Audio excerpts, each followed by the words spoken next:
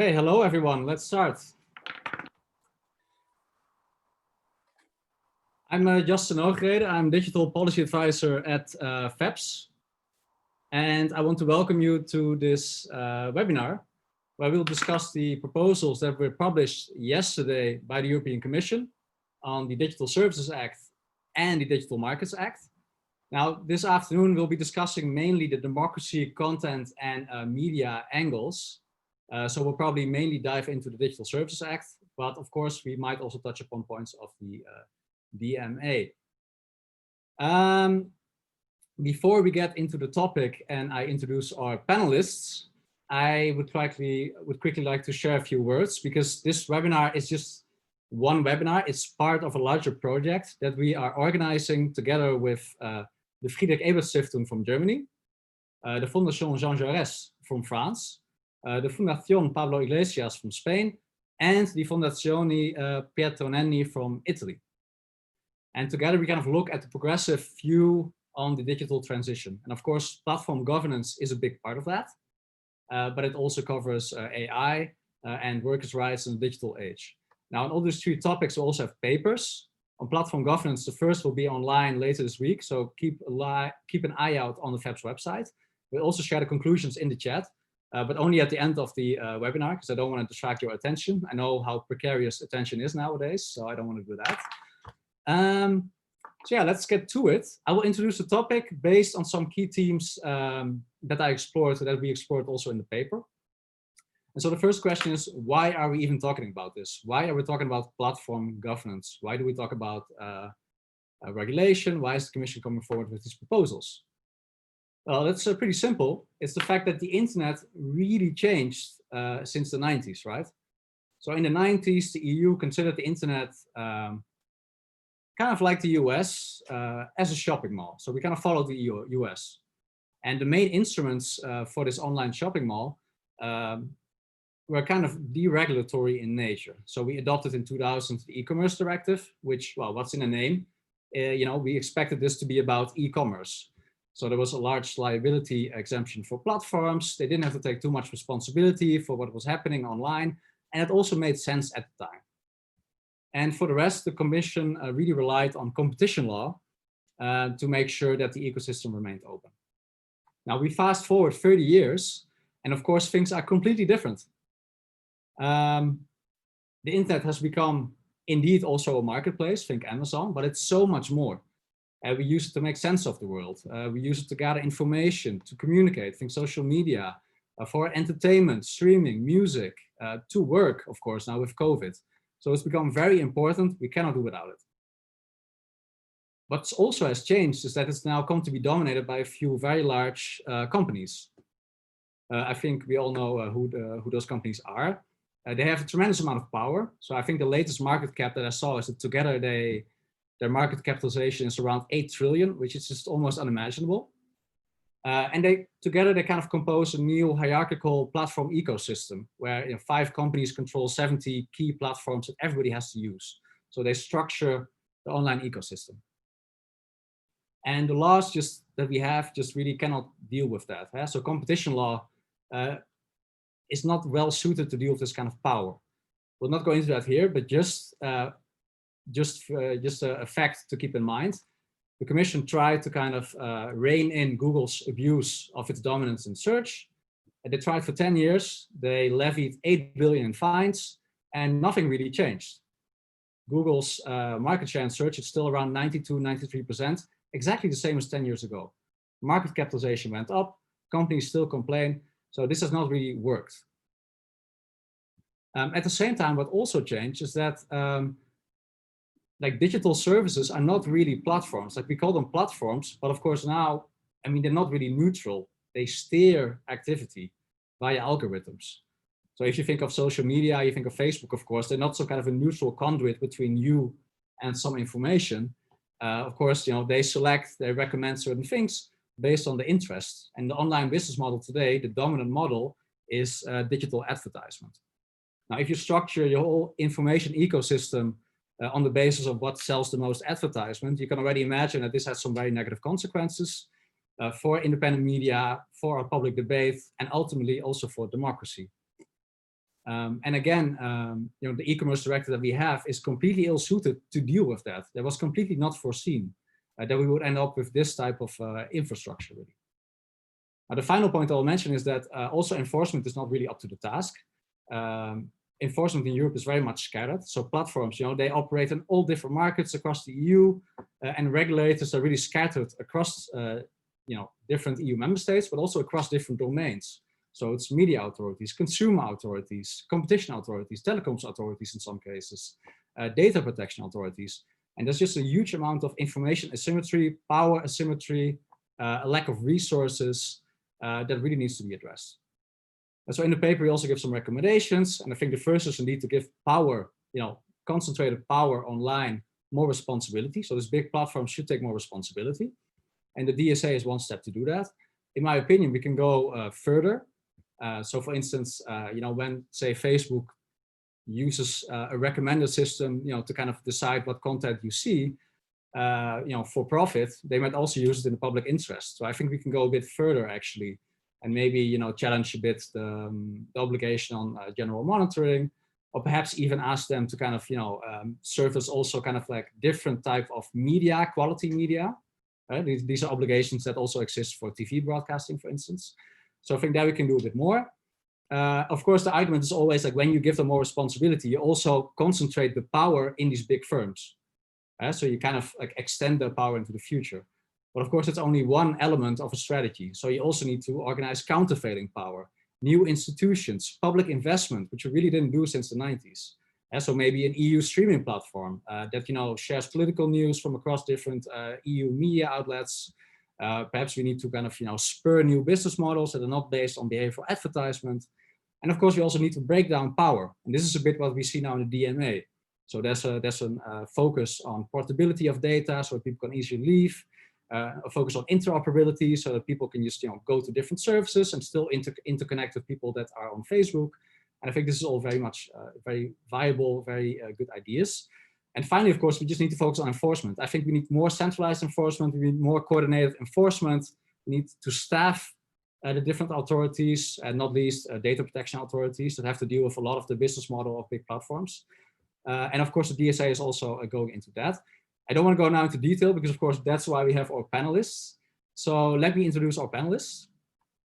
First, we have with us Paul Tang, a member of the European Parliament from the Netherlands, in the European Parliament for the Socialists and Democrats.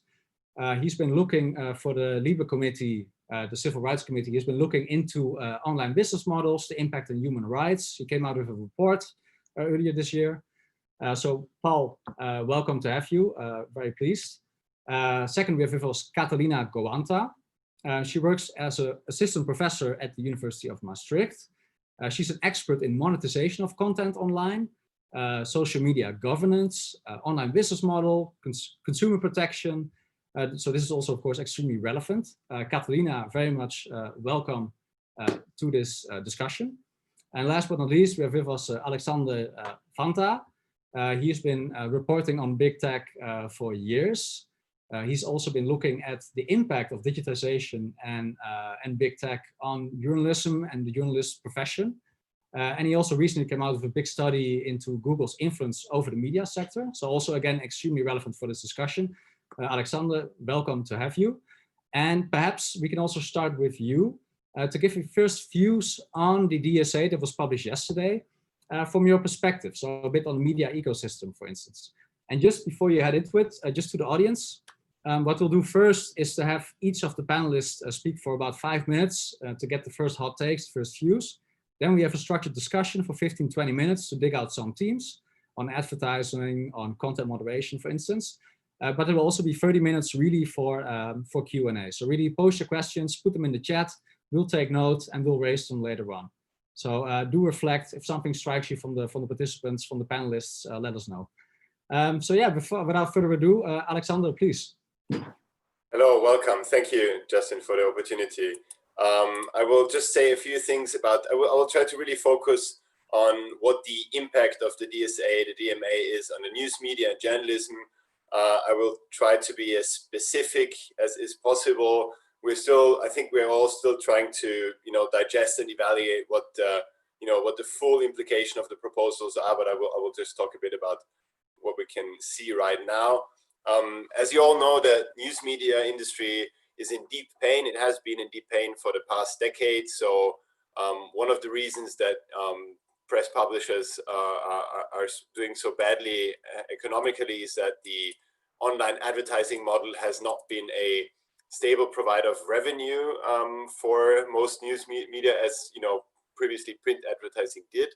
So we have seen online advertisement-focused news websites across Europe and the US crashing and burning. Another important point is that news media and journalism are now hugely reliant on Google, Facebook, and other big tech companies for the distribution of content.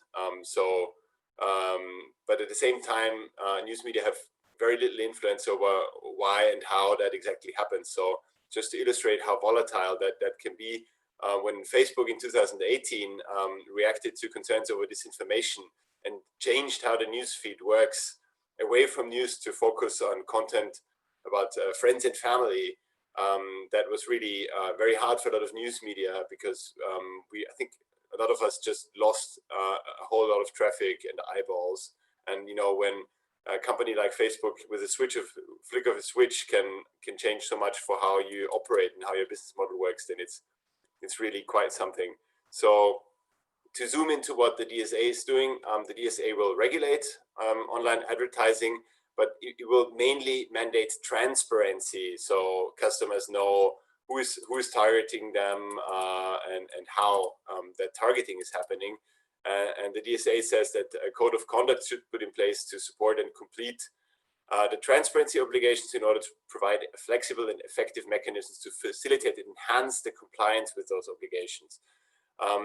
But again here, transparency obligations will not put a curb on a number of controversial practices that platforms are engaging in. And I think Paul Tang has said it a couple of times now, that at the heart of Google's business model, of Facebook's business model, is targeted advertising that they personalize. They use all the data that they collect about individuals to personalize and target advertising to them. And I think Paul Tang is a number of part of a number of MEPs who say that this practice should be banned wholesale, that we should go away from targeted advertising. And I think one of the reasons, I think it's very important to point out why that practice is so controversial, because not just is all this data used, but also Google is an intermediary. It sells advertising to people who want to buy ad space, but also Google is a beneficiary. It's kind of multiple parties in transactions, so it's really kind of very easy for Google to use and abuse its market power on the online advertising market. So this is one major impact the DSA will have. And just to quickly say something on the second interesting point, which is that algorithmic transparency with recommender systems is something that the DSA also says that there should be more. We should be more able to understand how that works. And I think also in this respect, it is not entirely clear how effective, how strong these measures be when we finally have the law and how it will play out. But I think we're only at the starting point of the discussion of how the online this whole online ad sphere works and what the impact is for news publishers. And so far it has been devastating. And I'm not sure that DSA will be able to do enough in respect to news media pluralism and allowing stable business models around advertising. So yeah, I think so far we have seen some interesting bits, but it's still far from certain that the final result will live up to some of the expectations people in the news industry had, at least in the law. Yeah. Thanks a lot, Alexander. So what I get is kind of a thumbs up for the measures on transparency, although we don't really know how that will pan out. But I see already you're kind of doubtful as to whether this really will address the balance for stable business models, really for news media. Let's go to Catalina. Catalina, what's your first take yeah, on the new measures that were announced yesterday from your perspective? Thank you so much, Justin, and thank you for this very kind invitation. I think I'm just going to follow exactly the same type of trend that Alex has been mentioning, the sweet and sour package that we see in the DSA.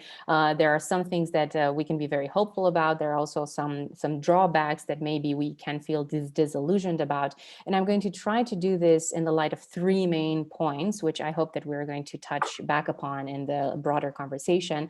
The first thing, also from a consumer perspective, from a consumer protection perspective, which is an example of a category of regulation where at European level, we have a lot of rules from, but that often gets to be forgotten in the context of content moderation. I would like to emphasize the idea of the DSA playing the role of a bridge between different types of content regulation.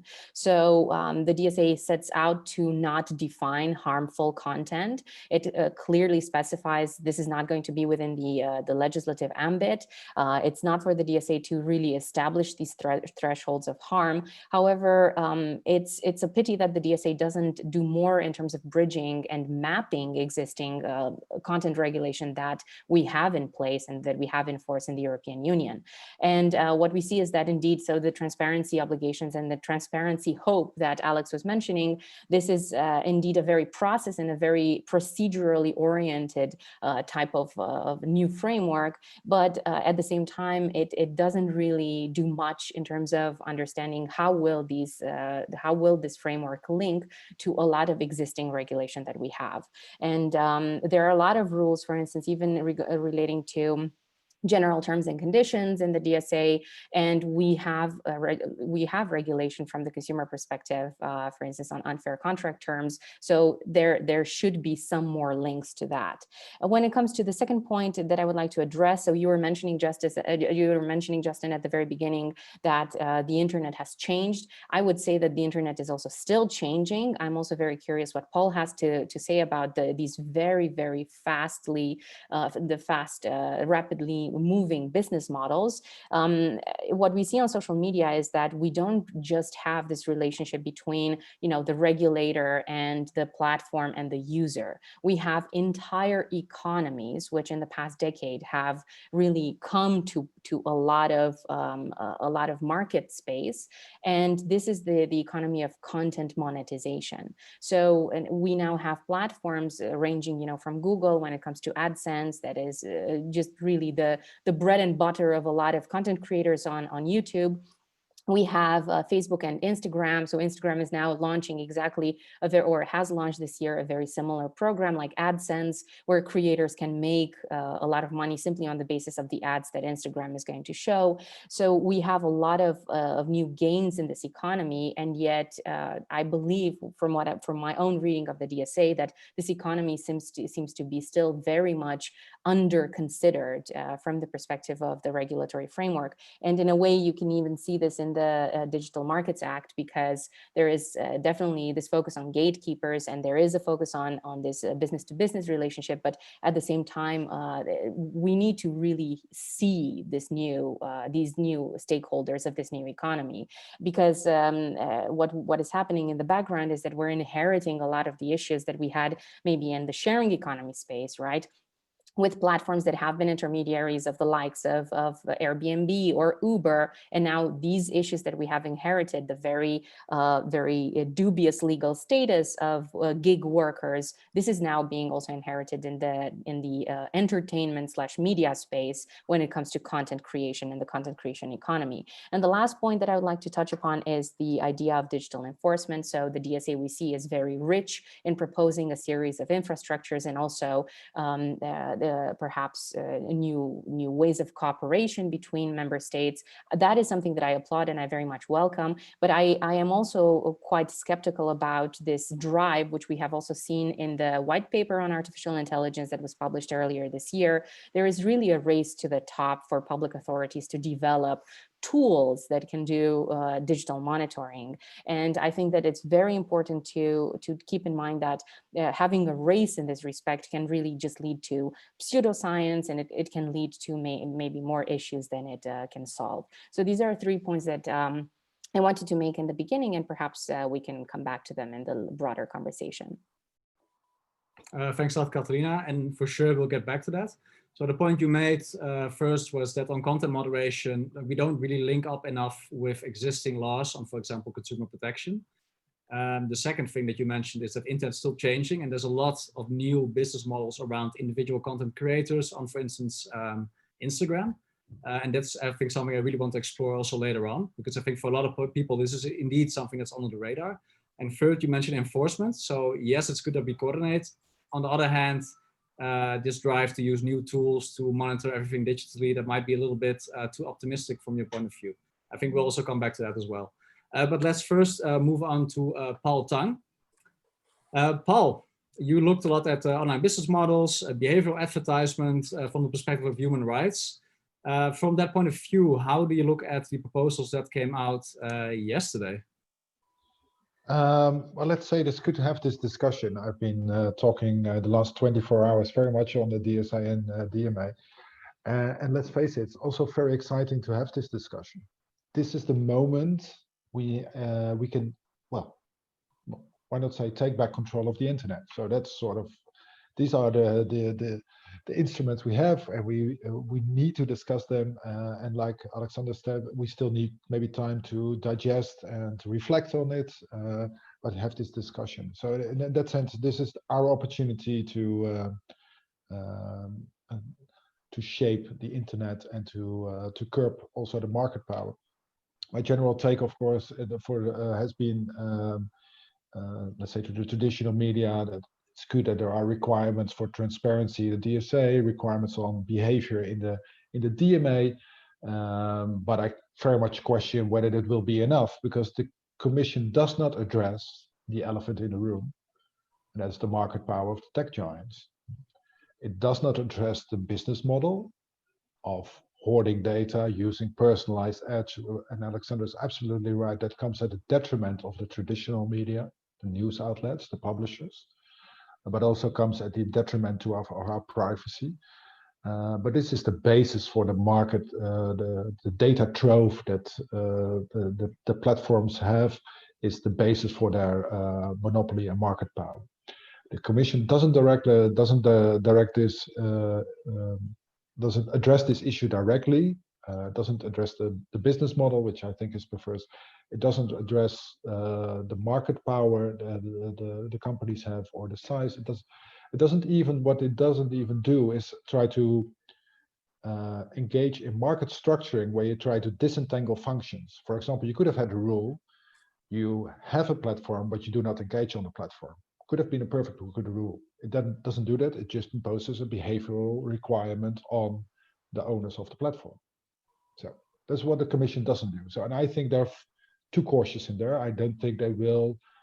This as it is right now, it will not really change the position of the Frightful Five. They will be nervous.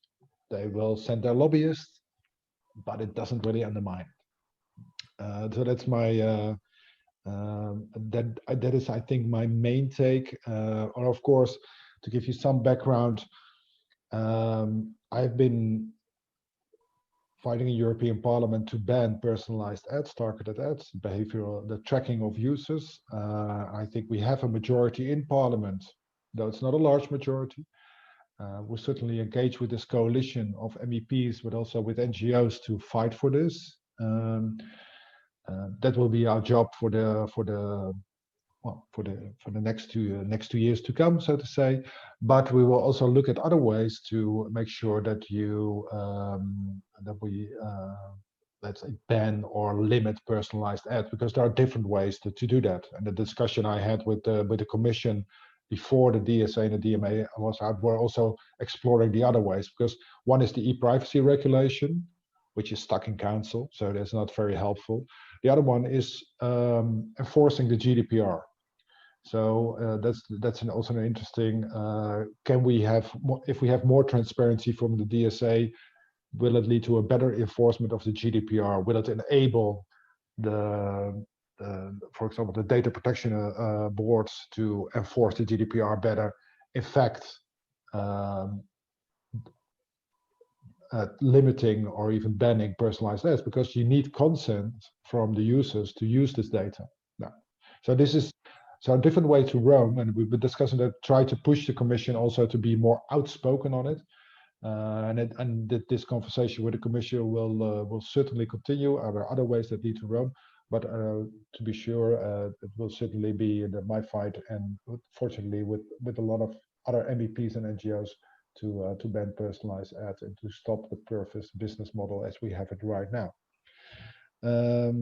Just as a kickoff to Justin, would that be good? And I'm happy to have this discussion with Catalina and Alexander and with the other viewers.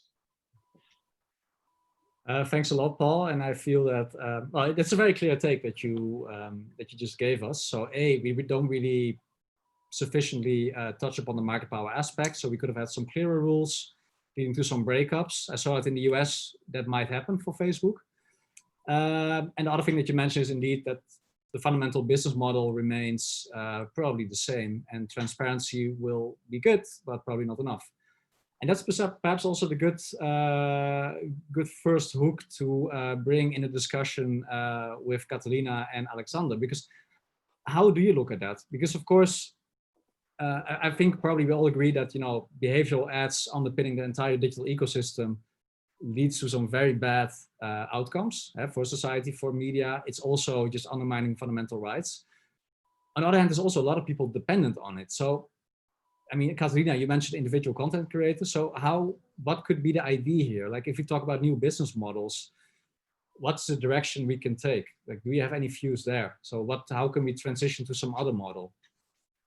I know this is probably not an easy question, but Catalina, please. Yeah, I mean, so that's a very interesting relic, I think, that we have inherited from the earlier days of the internet. And I think Alex will know much more about this as well. The idea, you know, that users simply don't want to pay for content. And if you look at this entire content creation economy, we see that there are some gradual changes in the business models. So if you have influencers who just make videos on YouTube, which right now can range from anything, you know, from videos where you eat and then people watch you eat, or videos where you disseminate news, or there are even such categories of news as YouTube news. So news about the YouTube sphere and the YouTube economy. There are a lot of different business models that are complementary, because we see there in this sphere, we see already a very deep vulnerability, which to a certain extent, I hope is addressed or will be addressed by the Digital Markets Act. The idea of the asymmetry between, you know, these kind of freelancers and also small companies that make their money on these platforms, and the platform monopoly on everything from you know, from the infrastructure to the actual evidence that is necessary if you really want to start a legal fight against them. And I've written together with one of our colleagues from our Master Law and Tech Lab, who's a computer scientist, Jerry Spanakis. I've written a paper on the applicability of the Unfair Commercial Practices Directive, which is something that, in addition to what you were mentioning, Paul, you know, the GDPR that can be that maybe can be seen in a new light now with the DSA. We also have these tools that border, you know, consumer protection and competition law, such as the Unfair Commercial Practices Directive, which can be applicable directly to this, you know, kind of a person, which can be not just a natural person, a consumer, but also a legal person, and needs to fight the big tech platform industry. So if you have a recommender system that is going to promote your videos and you make your money on the basis of how much your videos are seen, obviously any kind of changes in those recommender systems are going to have a direct impact on your revenue. And right now, this economy is considered to be something, you know, very volatile. So you're a YouTuber today, maybe you can make money there, but then tomorrow you can't make money anymore because YouTube changes the algorithm. And there is even a concept now in sociology, in digital sociology, which is called algorithmic gossip. So you can see that people who are part of this digital economy, they create all sorts of theories as to how these algorithms work, but obviously they just don't have any kind of evidence, because they can be very easily deplatformed or demonetized. And then even if you want to go and embrace access to justice, you simply can't do that. So the effect of that has been, in a way, also positively the kind of dissemination of additional business models, such as maybe crowdfunding with platforms like Patreon. But no matter where we look, there's still another platform. So there's still another intermediary. And and this doesn't really solve the issue. So I think that to a certain extent, maybe this transparency in the DSA can play an important role.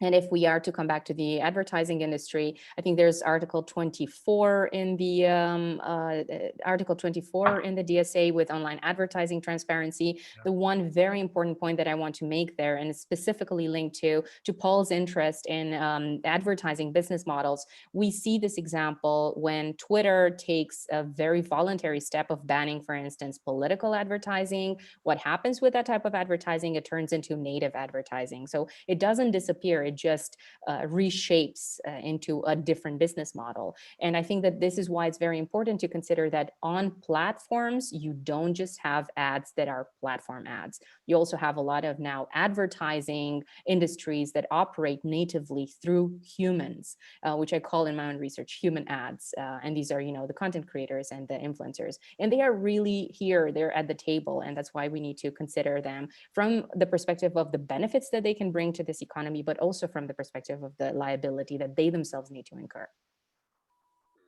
I would just like to chip in and agree that we have to have more of a discussion about alternative business models on platforms. I mean, the funny thing is the political difficulty, and I think one of the reasons why the Commission opted to only talk about transparency for online ads and not go further is that we have seen in previous discussions on, for instance, on e-privacy that Paul mentioned, that the press publishers tend to side with the platforms. So a lot of the large press publishers also think that they need to collect as much data as possible about the users, share it with the online platforms to do targeted advertising.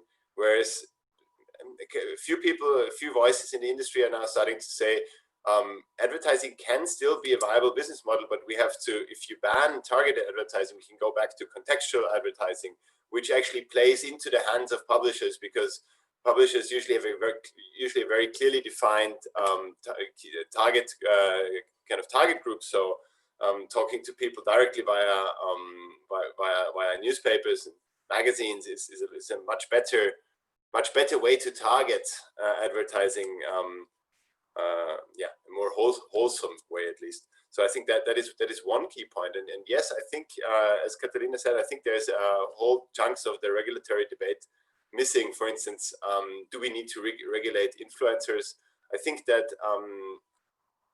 for instance, the German media authorities already take it into their scope to move against advertising that is not sufficiently kind of made transparent on the side of influencers. So, but I think we should have a trans-European debate on how that actually works and how we can stop some of these very corrupt practices in online advertising, including, and I think that is still one of the main points that you also made, including that Google is an intermediary on the online advertising market, but it also spells its own properties on Google Search and YouTube. So in effect, the publishers have to compete with Google properties while the person they're talking to, the independent judge, is also Google. So in what way can that be a functioning market? And if the Digital Markets Act, the Digital Services Act, ultimately in the final version we will maybe see in a couple of years down the line, will fail to address that, then they have failed to meaningfully regulate the market. But I think we're not really clear yet what the final outcome will be, and it will depend a lot on voices like Paul's in the European Parliament, but it will also depend on member states. And I'm not sure that if there is a behind closed doors council debate, then a mixture of countries like Ireland with skin in the game, and maybe countries afraid of their own press publishers back home, might not chicken out and push for the weakest possible rules on online advertising markets. Alex, what you mentioned is that you're also a bit skeptical, about Google, owning the advertisement infrastructure, but also selling their own ads. Would you then agree with Paul that perhaps we should just also break them up? Like kind of separate those things structurally, those different types of services? I mean, some companies have Chinese walls to, kind of silo off one part of the business from another. I think that is one option we could go into.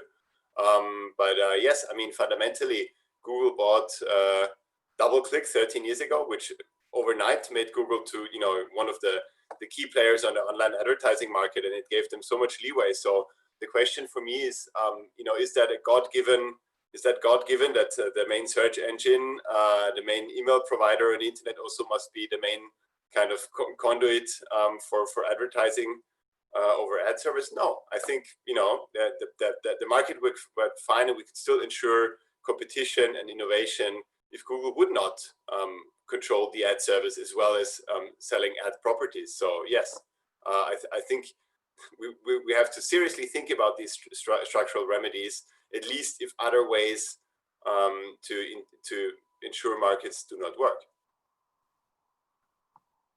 Very clear. Also, another thing that I think is interesting to pick up is what Katarina mentioned, that if you ban, say, a certain type of advertisement on a platform, that people would just move to another platform. So in a way, it's beyond any single one platform. And then you mentioned, Katarina, you also made kind of a link with gig workers, where of course gig worker status is also on the labor law not that clear, which allows for a lot of regulatory arbitrage.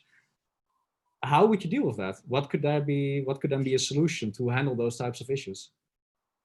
So on the one hand, so that's completely the case. And I see this because I think also, for instance, content creation can also be considered to fall under this idea of gig work from the perspective of the volatility that we were discussing earlier, right? So whether you're going to be an Uber driver for a few months or, you know, on a short-term basis, and then you're going to depend on some sort of algorithmic decision-making to get your salary, so to speak, or to get your compensation. This is exactly what happens for the average YouTuber. And I think that to a certain extent, I think the transparency requirements that the DSA imposes are very good in that respect. I think I'm just looking through the DSA right now because there are these requirements for the transparency of traders. And I think that there could be something in that section where if you have a trader who is really doing a commercial activity on a platform, there needs to be more transparency as to, okay, who's actually a trader and who's not. You know, so if Paul is on YouTube and if Alex is on YouTube and if you, Justin, are on YouTube as well, then, you know, who exactly is just a user, a passive user, and who's making money out of YouTube? I think that that's something that should have been in there. The main drawback that I see in the way in which this is currently formulated is that it's only related to actual traders that ought to conclude a contract with consumers. And actually, we even already have rules about that. They are embedded in the Consumer Rights Directive. And if you have any kind of product or services that you're offering to consumers online, to European consumers, you need to disclose certain requirements. We have endless requirements of disclosures. And I don't really see how that is now embedded or how that is coordinated with the DSA. So on the one hand, to answer your question, I think we could deal with more transparency when it comes to, you know, having a very clear label, a very clear type of registration process. If you're a commercial entity and you're performing duties that lead to commercial results on a platform, that's how we could deal with it. But then we need to expand a little bit the framework that the DSA has come up with. So maybe, Justin, this is something that we can build on. Yeah, that's definitely something to keep in mind. It's extremely interesting. And it links up with the point you made earlier, right, about the DSA being kind of connected from all the sectoral laws that are already there and they're already in place. I also see the first questions coming in.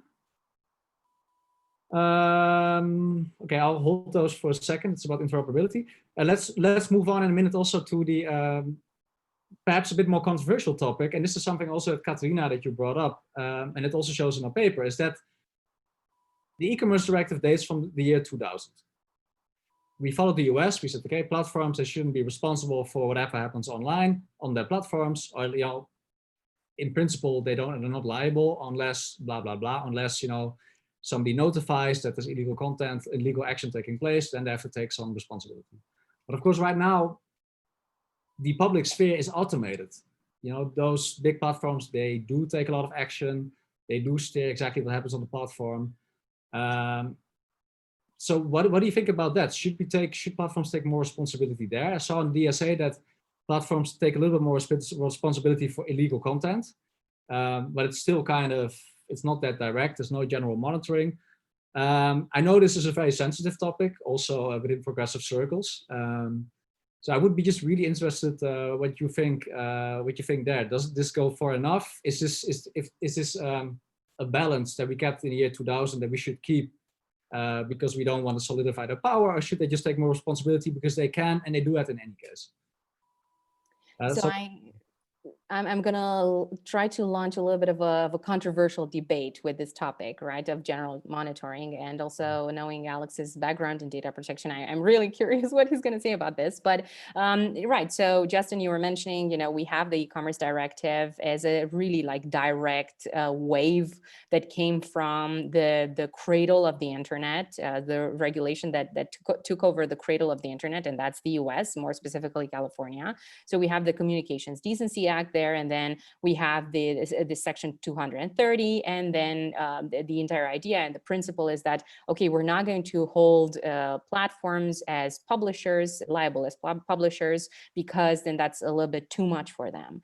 And maybe in the year 1996, when most platforms that were maybe even hoping to have a future online were e-commerce platforms that were dealing with copyright infringements, maybe that was also technically impossible. But if you go today to your Facebook account and then you just check maybe the HTML code behind a photo that you have posted or someone posted in your list of friends on Facebook, you check the HTML account, you will see computer vision in action. So there is some general monitoring that is happening on the background. And this general monitoring, leaving aside the content moderation discussion, it's happening, from if you want to look outside of content, it's like analytics. Every platform is going to really track analytics of users. They have demographics, on steroids when it comes to the kind of activity of the user. So they track activity and they also do monitoring. I would launch myself into this statement.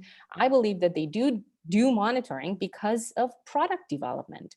So Facebook says, hey, how can we use, what are we going to do with facial recognition? Can we create a product out of this? And then obviously they're going to start deploying certain product development tactics that will be internal and that you may be not notified about, but this is happening, right? So you can see exactly the kind of objects that are going to be recognized in a photo that you posted yourself. Now, I agree, and I think there's there's a very, very brilliant scholar from Oxford University, Ruben Binns is his name, and I think with some colleagues he also wrote very much about the accuracy of automatic recognition and automatic monitoring, and why it might be a very bad idea to solely rely on automatic monitoring and to have this type of an obligation. But at the same time, this is not to say that for certain policy areas where harms are so severe, let's think about child abuse content, let's think about terrorist content. We really need solutions which are much more adamant than this relic that we have now in the DSA, which is a prohibition on any kind of obligation to do general monitoring. If you remember the Vienna terrorist attack from a few months ago, and you were on Twitter when this was happening and when this was unfolding, you could see live killings. You could see killings that had taken place maybe minutes ago. That can't be the case. A child can't pick up a phone and then be privy to this type of content simply because we say, yeah, it's fine, you shouldn't be monitoring this. I think platforms should, and I think that there needs to be a combination which can maybe cover the technical pitfalls and the technical issues with accuracy that technology can offer to us today. So I'm very curious what my fellow panelists believe about that. Great statement, Catalina. Very clear. So we should kind of abandon the prohibition on general monitoring, let's say. I mean, in practice, it's already happening. So that's used at least to make sure that the most egregious content is not seen by children when they just open their phone. I would really like to get statements from the panelists on this. And then afterwards, we also move into the Q&A. I see there's some questions popping up. And so afterwards, I would like to open the Q&A with the question for Paul Tang. on the politics of the DSA DMA. But first, perhaps, Alex, you would like to come in on this point on general monitoring. Again, I know it's sensitive. I definitely, sorry, I definitely want to take the Catalina's bait on that. Yeah, so I think it's fine if platforms voluntarily monitor content, but of course, as more and more of the platform content is moving into encrypted spaces, I think there should be a clear line being drawn at where users are expecting end-to-end encryption. We shouldn't really try to mess with that. And also, I mean, a bit more general point on the whole idea of monitoring. I mean, the Vienna terror attack I think is a good example. I was actually quite close by when it happened. I was in Vienna at the time, and I feel that when you take a very concrete example from the night, I think it's very present. One of the first people to disseminate information about the attack with a very high user count was actually a fellow journalist, was a very prominent Austrian investigative journalist who has his office just around the corner of the attack happened. So when you look at who is kind of pushing out problematic content on the night of such an attack, it is journalists, it is public officials.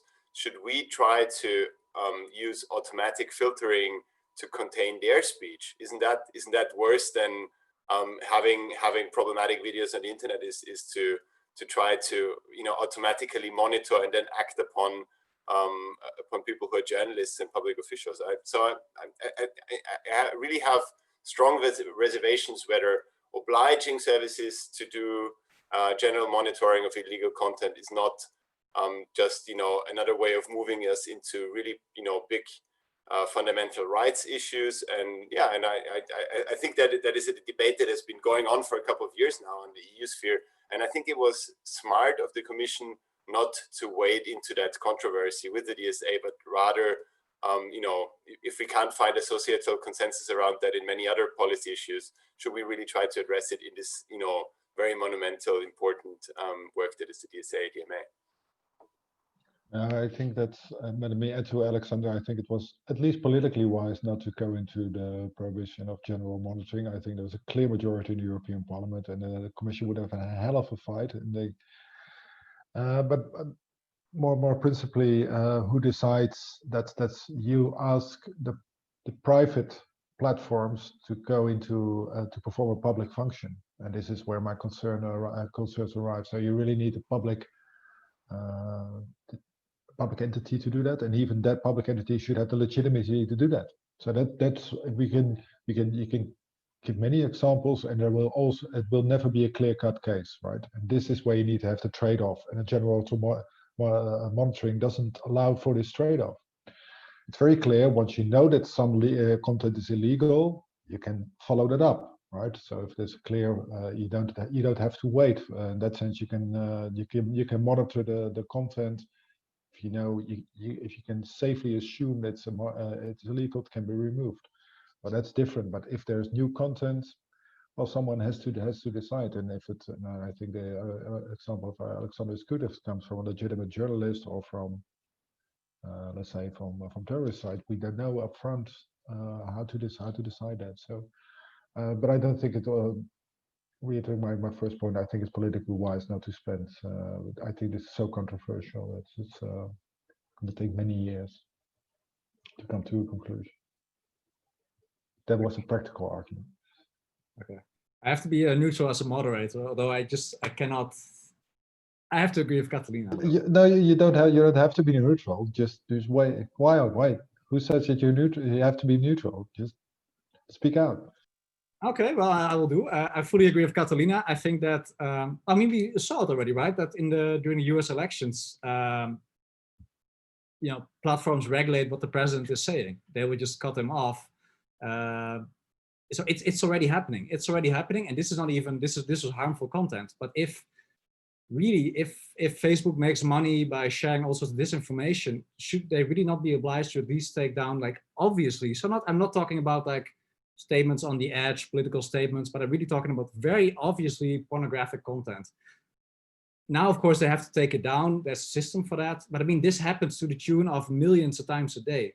So should this not also be just done automatically? For me, yes, of course, and there will be human review. You know, you force them to hire workers to look at that, to review that.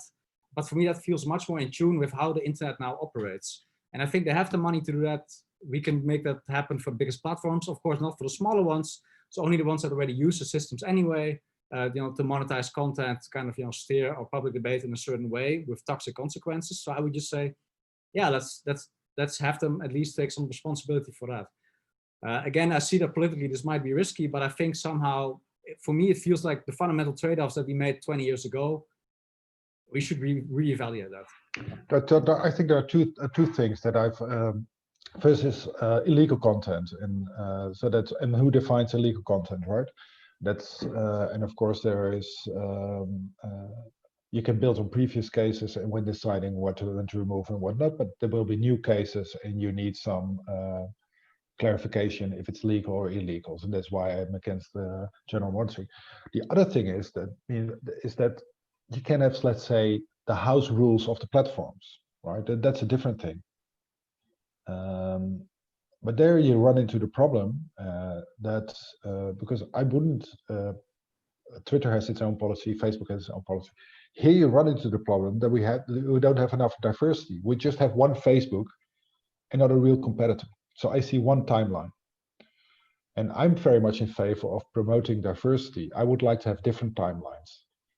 You could have let's say, in the Financial Times timeline. You can have a Guardian timeline. What we have with newspapers, we have a huge diversity.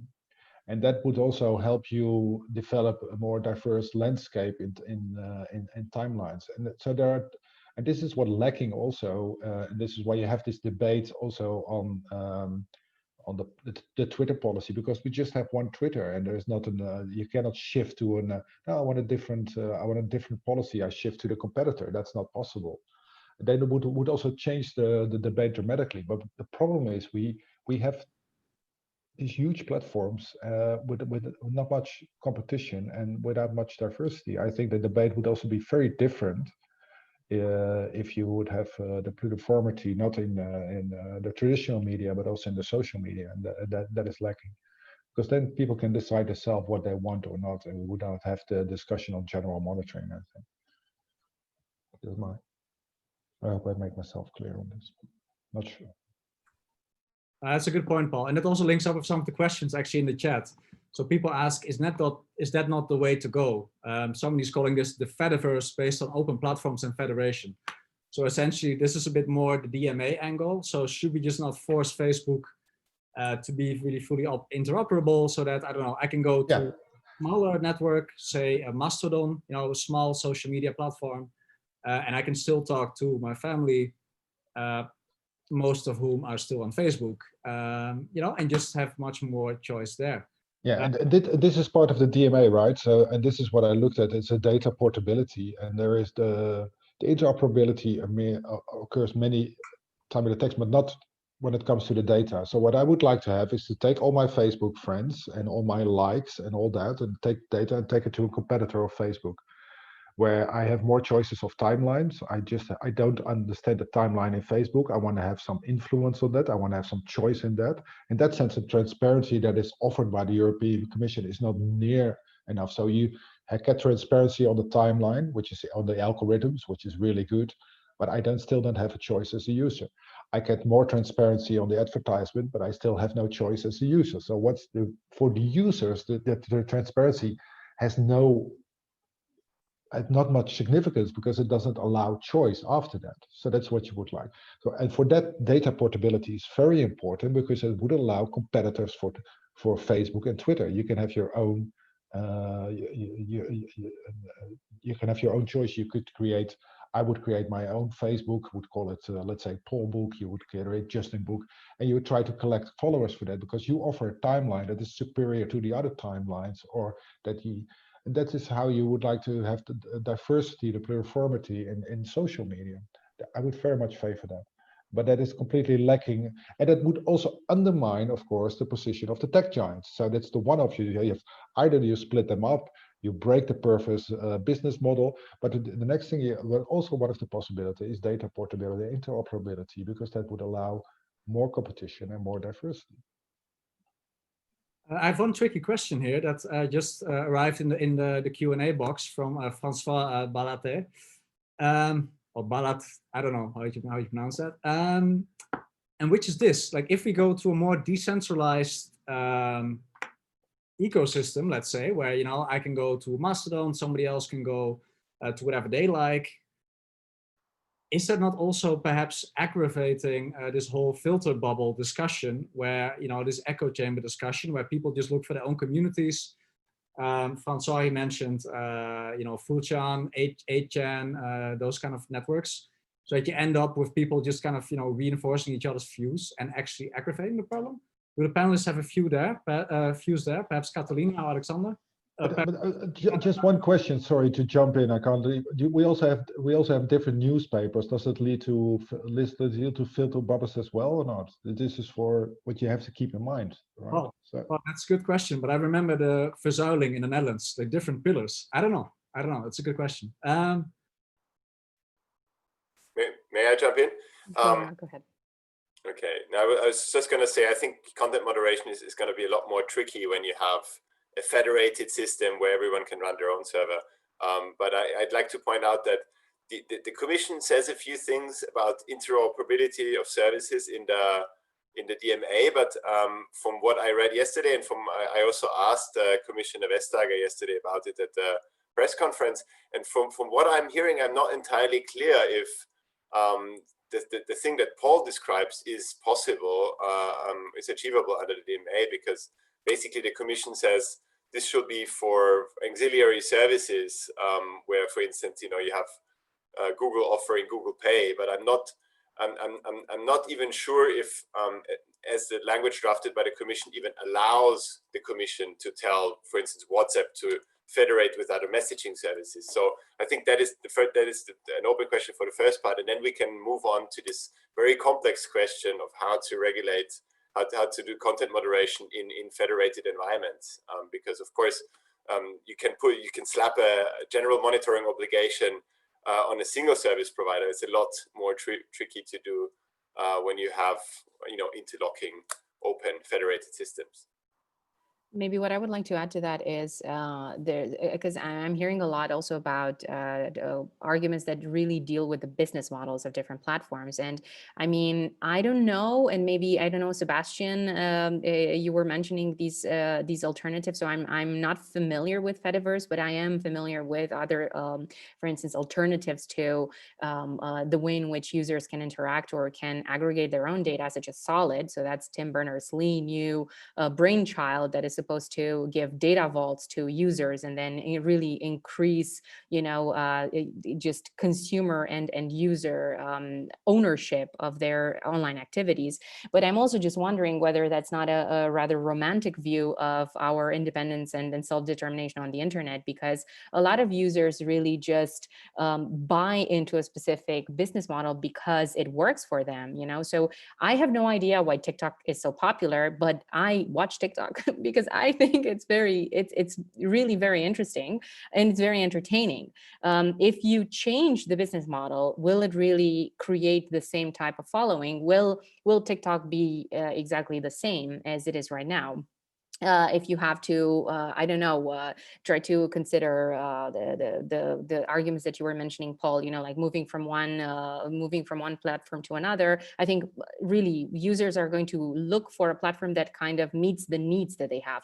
Okay, there's also a discussion of how maybe you have this locking in effect that platforms really work and try to manipulate users into really becoming dependent on of one particular platform, and that's a problem. But I think when it comes to user needs, it's very important to acknowledge one very important point, which is the biggest issue I find with these platforms is that we're really not becoming very aware of the fact that everything is coming together, like all of the spheres of communication around us are coming together in really a very big bowl, and that is social commerce. So if you have WhatsApp and you know that the user need on WhatsApp is just to communicate, maybe you have other services where you need to communicate with, maybe, I don't know, end-to-end encryption, because that's also a user need.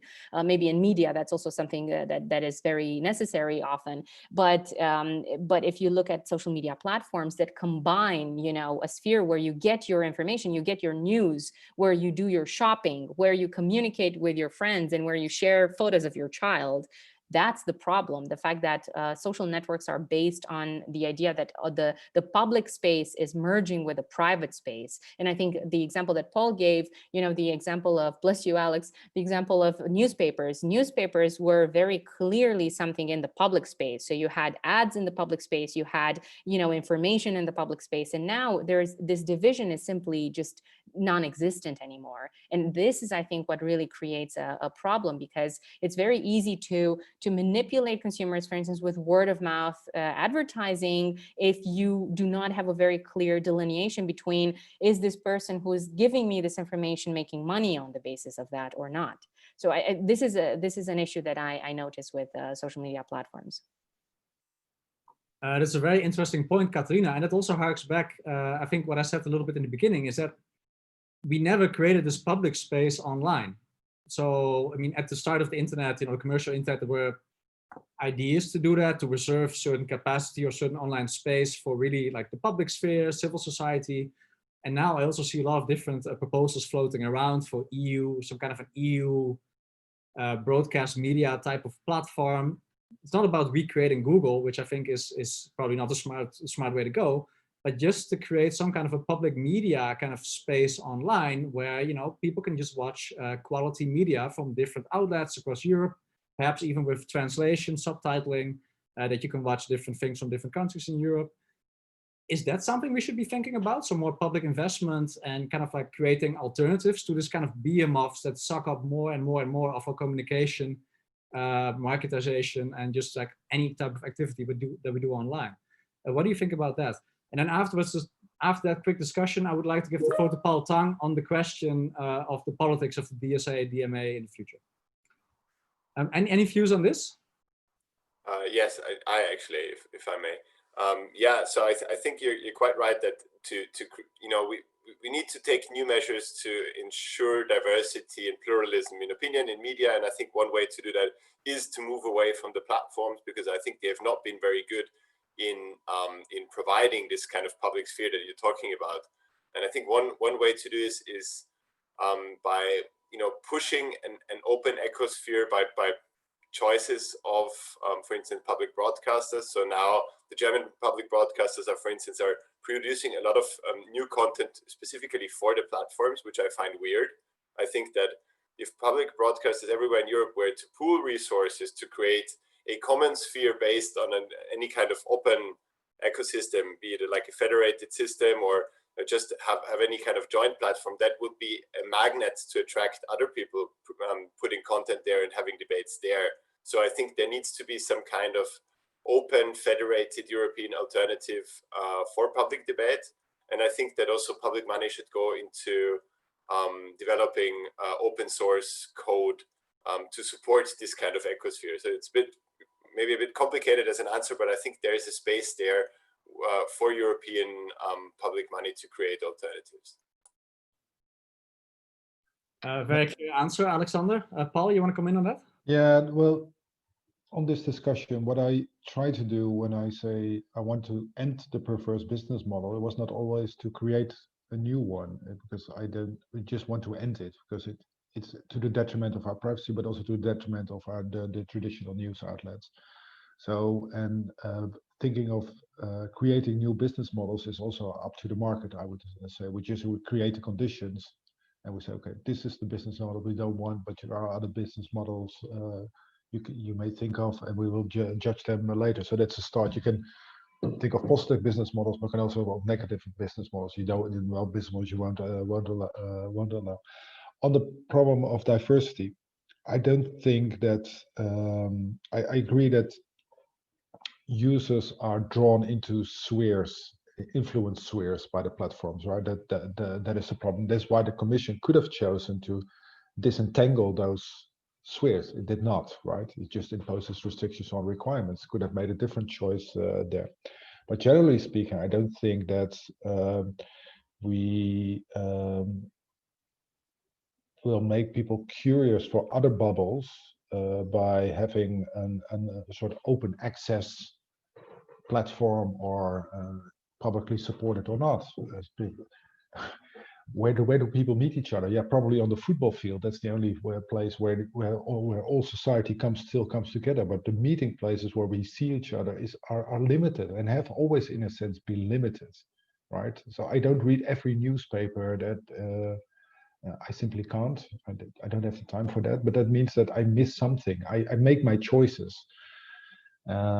That's always been, I think, been part of our public life, and I don't think we should be, so they say, freak out on that. Except that we need to have the pluriformity, the diversity, which is currently very much lacking in social media, also because we are drawn into this spheres of influence of the platforms. Of course, I think we should do much more on public support for traditional and or new media. I would say we always shy away from that. I can't really think why. I think it's supportive. It's part of our democracy, I would say. I'm not sure why we don't want to spend money on that. But okay, but that's why probably I'm a left-wing politician to say that. I know that not everyone agrees with me on that. We also have a few questions coming in now, so I want to also go directly into that. Paul, perhaps we stay with you.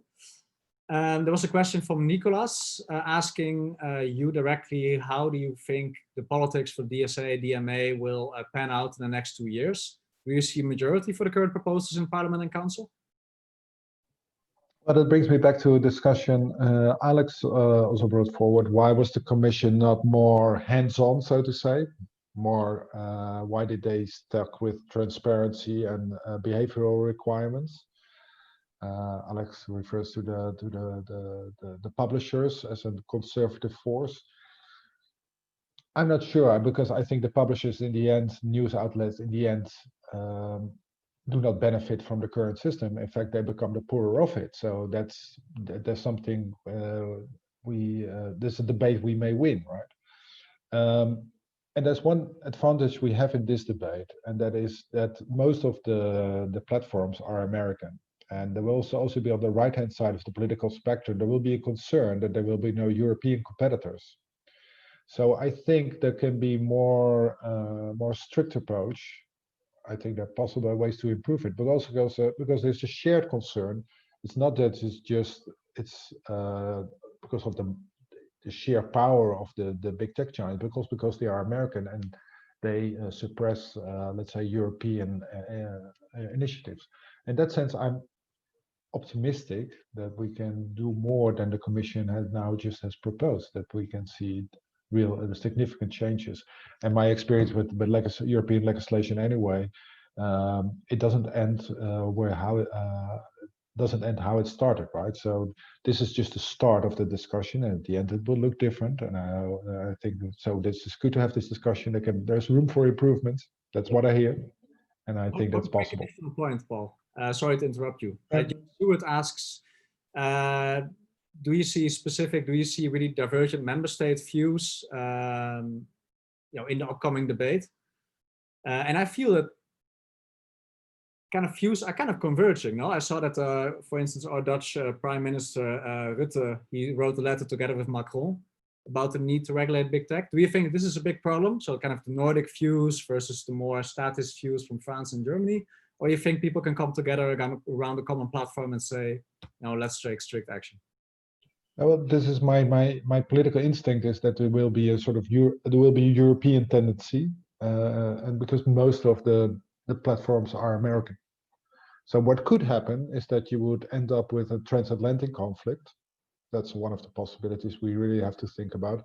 Though my experience is that the concerns we have in Europe are also the concerns that live in the United States. So they are not very different. They may be addressed differently, but so even there we can find common ground. But this is why I think the European approach is possible. If you see that France and the Netherlands, which are not in this matter logical allies or natural allies, come together, why not?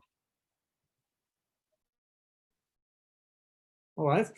We also have a last question from Jorge Felix Cardoso. Again, not sure if I pronounced it correctly. And that's a bit about, content moderation happening outside platforms.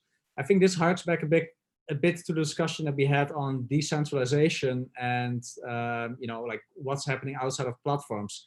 Perhaps, Katarina, you have something to share on that?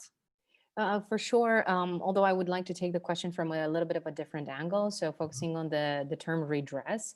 So this is also a matter of access to justice. And I think that from my perspective, this is also where the DSA really could have done more to acknowledge the fact that, we have a lot of legislation that is applicable. And a lot of the problems with this legislation is that we simply either don't know how to interpret it that in such a way that it is applicable to the digital economy. And take, for instance, the concept of defamation. And I think that this really falls into play with what Jorge was mentioning. So if you are being defamed on a platform and it's completely outside of your, you don't have an account on that platform, let's say that you're defamed on Parler, then what you need to do in order to have the classical access to justice is you need to go and sue either the platform and take for an injunction to take the post down, or you may want to sue the person who defamed you.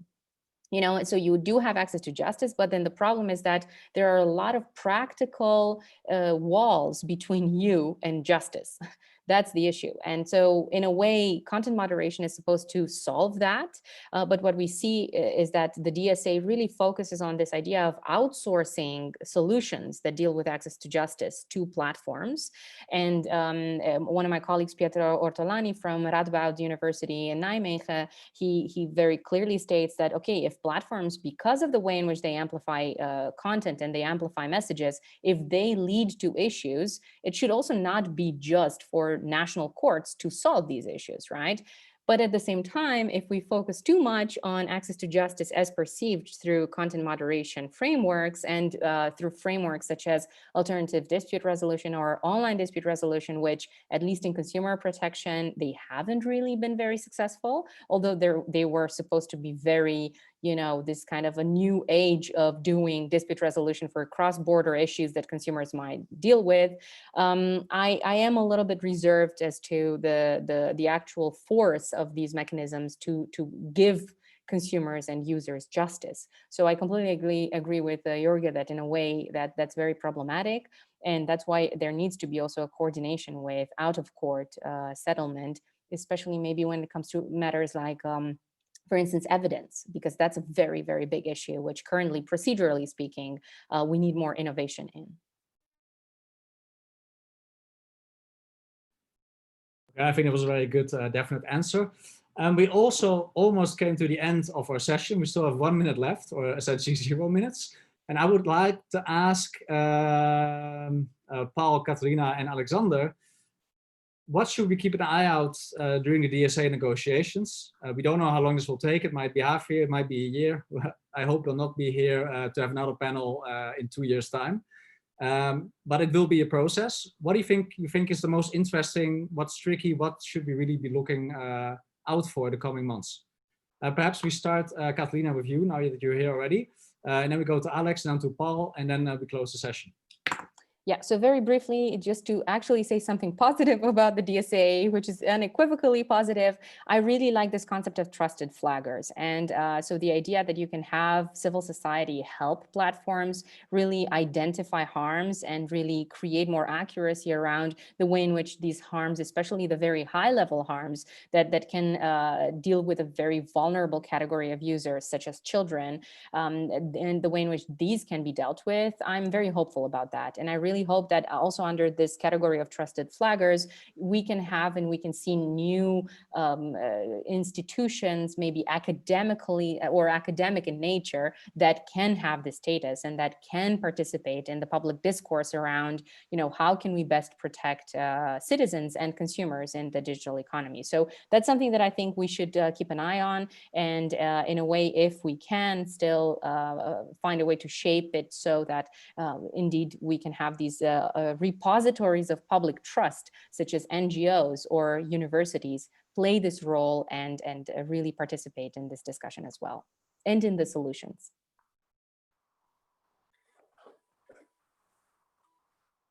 I think, Justin, you're muted still.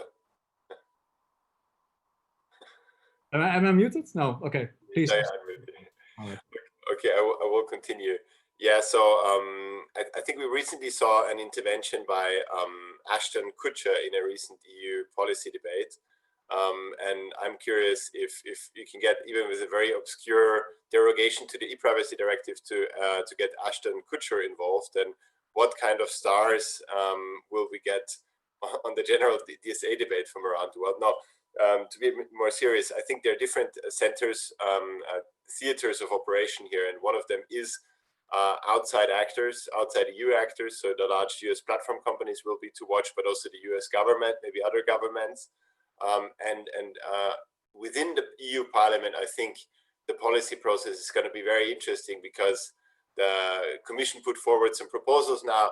The way that the Parliament alters them and does so in a public fashion is, I think, a lot more interesting for collective decision making than whatever happens in the Council behind closed doors. So I think a couple of parliamentarians will be the key figures to watch in this, and to kind of act out a debate that Europe otherwise won't be getting to have. Thanks. I love to end the panel on Ashton Kutcher. But Paul, please, you have the final words. Well, I'm not sure. No, I don't have the final word, because it's just started, right? So this is interesting. This could have this discussion. Of course, I will focus on personalized ads and the tracking of users. That will be, but it will, like I said, there will be a coalition of MEPs working on that. Also, very much that came up on data portability, interoperability. Can we extend that? I think that's a very interesting topic to look into. But there are many more, and some have already been raised in this session. I'm also thinking how the debate will change in due course. We have the Google Fitbit case coming up shortly. We see the actions in the US. This may also have an impact on the European discussion, because I still have the feeling that the Commission could have been more hands-on, and I wouldn't be surprised, especially if in the US they go into the direction of, let's say, disentangling Facebook, WhatsApp, and Instagram. This will also change the debate in Europe. So that's also something to look out for. Thanks a lot, Paul. What we take away from this panel, I think, is that this will not be boring. I think there's a lot of room for improvement. It's a good start, but there's lots to be done still. So perhaps we meet again. After the panel, after I close the discussion, we will send also the conclusions from our paper via mail, because it's not possible to do it actually via Zoom. And the paper will be online later this week. And again, thanks to all the participants, thanks to the panelists. I think this was a really interesting first discussion. So thank you, Paul. Thank you, Katarina. Thank you, Alexander. And if we don't see each other again, I also wish you lovely holidays. Thank you. Yeah, thank you for organizing this. Thank you very much. Thank you, Justin. And finally, also thanks to the partners, of course. Bye-bye. Bye-bye.